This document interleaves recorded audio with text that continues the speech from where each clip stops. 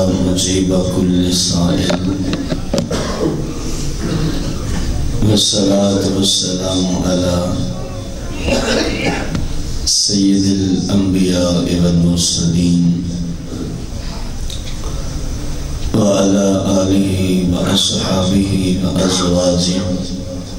علماء ملته أجمعين. أما بعد، فأعوذ بالله من الشيطان الرجيم. بسم الله الرحمن الرحيم. قال الله تبارك وتعالى في القرآن المجيد والفرقان الحميد: تعاونوا على البر والتقوى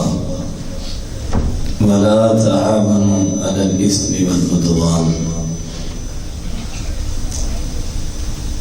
قال الله تبارك وتعالى في القرآن المجيد والفرقان الحميد في شأن المؤمنين: لا يغرنك تقلب الذين كفروا في البلاد متاع قليل ثم مأواهم جهنم وبئس المهاد. آمنت بالله صدق الله العظيم. مولاي صل وسلم دائما أبدا على حبيبك خير الخلق كلهم. حمد و صلاۃ کے بعد سامعین محتشم، بزرگوں، بھائیوں اور دوستوں، پچھلے اتوار آپ کو عرض کیا گیا تھا کہ ہماری حالت کیا ہو گئی ہے اور ہمیں یا معاشرے کو یا مسلم کو کیا ہو گیا ہے کہ اس کی حالت اب یہ ہے کہ جس نے دوسروں پر شفقت اور مہربانی کرنی تھی، یہ اب اپنے آپ پہ ظلم پر ظلم کیا جا رہا ہے، اور اس کو آخر کب تک یہ غفلت کی نیند میں سویا رہے گا؟ کہیں ایسا نہ ہو جائے کہ ہم ایسے ہی غفلت کا شکار رہیں اور وہ وقت آ جائے جناب عزریل علیہ السلام آ پہنچیں اور پھر بندہ کہے ہائے افسوس، کاش کہ میں نے اپنے آپ کو رسول اللہ صلی اللہ علیہ وسلم کے سپرد کر دیا ہوتا، آپ کے تابع ہو جایا ہوتا،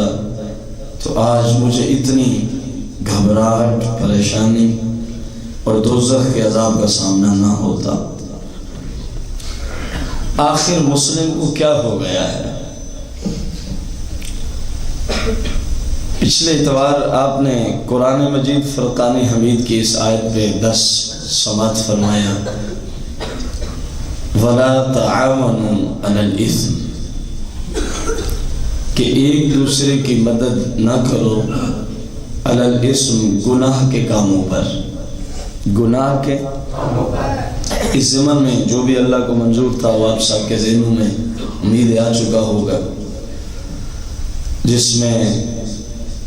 کچھ نہ کچھ میڈیا پہ کلام ہوا،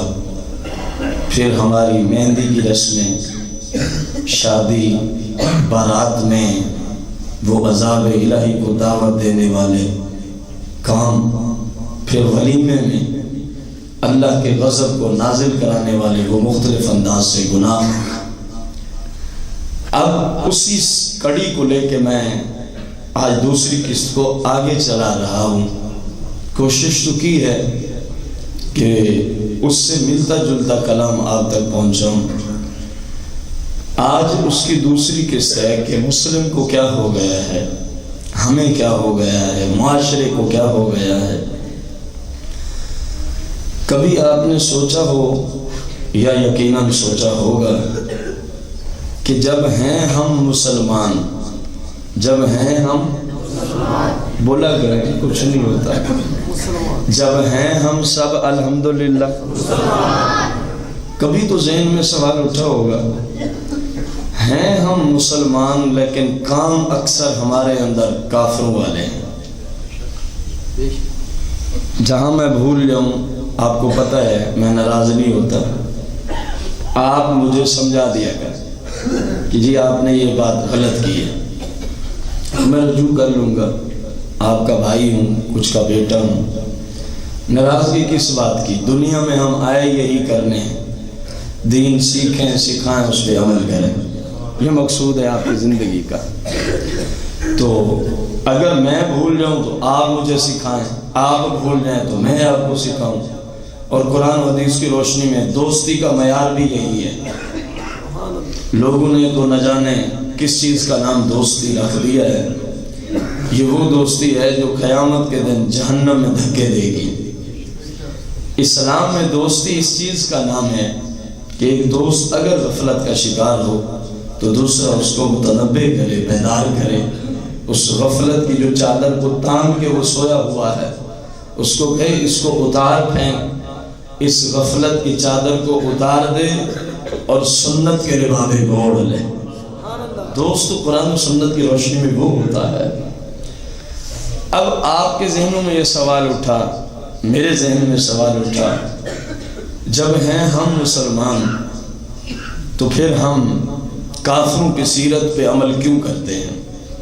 ہے سوال کہ نہیں؟ میں مسلم، آپ مسلم، پورا ورلڈ مسلمانوں کی ایک تعداد ہے اس وقت پوری کائنات کے اندر، الحمدللہ علی احسانہ۔ تو اس چیز کا سوال ہم نے قرآن سے جستجو کی تو الحمدللہ ہمیں قرآن سے اس کا جواب ملا ہے، کیونکہ یہ وہ مقدس کتاب ہے جس میں ہر چیز کا ذکر ازہر من الشمس موجود ہے۔ یہ وہ مقدس کتاب ہے جس میں اولین و آخرین کا ذکر موجود ہے۔ یہ وہ ایک سمندر ہے علم و حکمت و عرفان کا کہ جس کا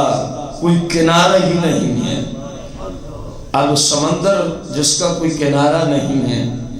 اس سے کوئی اتنا ہی فیض لے سکتا ہے جتنا بڑا اس کے پاس برتن ہوتا ہے۔ ہم کمزور لوگ ہیں، عاجز لوگ ہیں، ضعیف ہیں، عجمی و نسل ہیں، ہمارے پاس اتنے بڑے برتن تو نہیں ہیں، لیکن یہ سرکار دو جہاں، سرور کون و مقام، مالک و مختار آقا،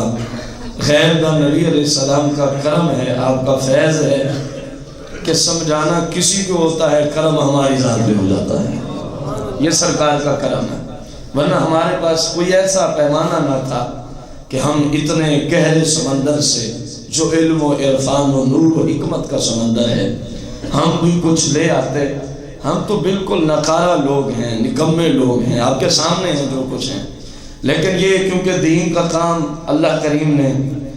پہلی امتوں میں انبیاء کے سپرد ہوتا تھا، سرور دو جہاں کیونکہ نبی آخر الزمان ہے، خاتم النبیین ہے،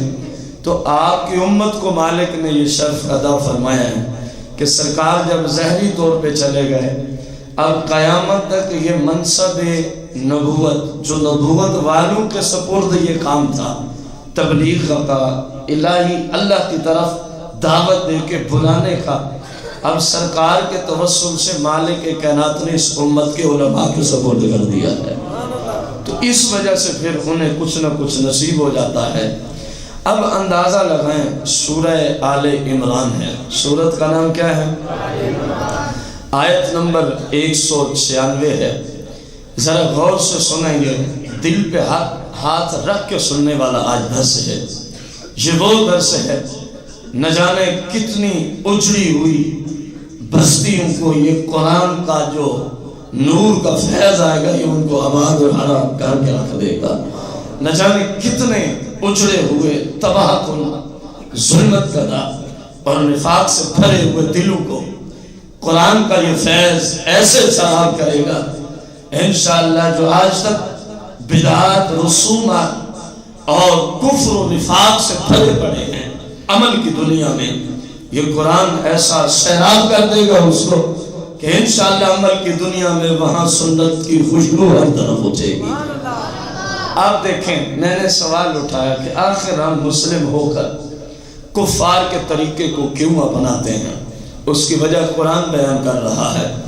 وجہ بھی بیان کی ہے اور ہمیں روک بھی دیا ہے کہ اس طرح نہ کرنا، اور ساتھ حکم بھی لگا دیا ہے اگر ان کی رنگینیوں میں تم بھی بدمست ہو گئے، جس طرح کافروں، مشرکین، بت پرستوں نے، یہود و نصارہ اور ہندوؤں نے، سکھوں نے اس کائنات کو ہی سب کچھ سمجھ کے اس دنیا کی رنگینیوں میں اپنے آپ کو مستغرق کر دیا ہے، اس کائنات کی رنگینیوں کو دیکھ کے وہ بدمست ہو گئے، اس کائنات کی روشنیوں کو اور عارضی طور پہ لطف اندوز ہونے والے گناہوں کے اندر وہ ڈوب گئے۔ فرمایا مسلم، اے اللہ کو ایک ماننے والے، اے سرور دو جہاں کے حقیقی غلاموں، فرمایا اگر تم نے بھی ان کی طرح اس کائنات کی رنگینیوں میں اپنے آپ کو ڈرو کے رکھ دیا، تم نے اگر ان کی طرح اس کائنات کی روشنی اور چاشنی کو دیکھ کے اپنی زندگی کو گناہوں میں تباہ برباد کر رکھ دیا، فرمایا اگر تم نے بھی ان کفار کی طرف جس طرح وہ اس کائنات میں، اس دنیا میں دن رات گلچھرے اڑاتے ہیں، جس طرح ان کے جی میں اٹھتا ہے جو ان کے نفسانی خواہشات اٹھتی ہیں، وہ ان کو عملی جامہ پہنا کے رکھ دیتے ہیں۔ فرمایا ہے مجھے ایک ماننے والے، اگر تو نے ان کی رنگینیوں کو دیکھ کے، تو نے کفار و یہود و نصارہ کی اس گندی سیرت کو دیکھ کے، تو نے یہودی عیسائی مشرکین اور بت پرستوں کے اس گندے طرز عمل کو دیکھ کے اگر ان کی رنگینیوں میں تو بھی بدمست ہو گیا، تو نے بھی دنیا کی رنگینیوں میں اپنی اس مقدس اور نایاب اور وہ مقدس لمحات اور سانس کہ جو ایک گزر جائے قیامت اس سانس کا نیبر بدل نہیں آ سکتا، فرمایا اگر تو نے یہ مقدس سانس جو تجھے دیے تھے اپنی عبادت میں گزارنے کے لیے، جو تجھے ہم نے زندگی دی تھی رسول اللہ کی شریعت کا کام کرنے کی غرض سے اور سرکار علیہ السلام کی غلامی کا پٹا اپنے گلے میں گردن میں ڈال کے ساری زندگی سرکار کے قدموں میں رہ کے گزارنے کا ہم نے تمہیں حکم کیا تھا، اگر تم نے اس کا خلاف کیا اور یہود و نصارہ کی رنگینیوں کو دیکھ کے تم بھی دنیا کی رنگینی میں بدمست ہو گئے، تو فرمایا سن لو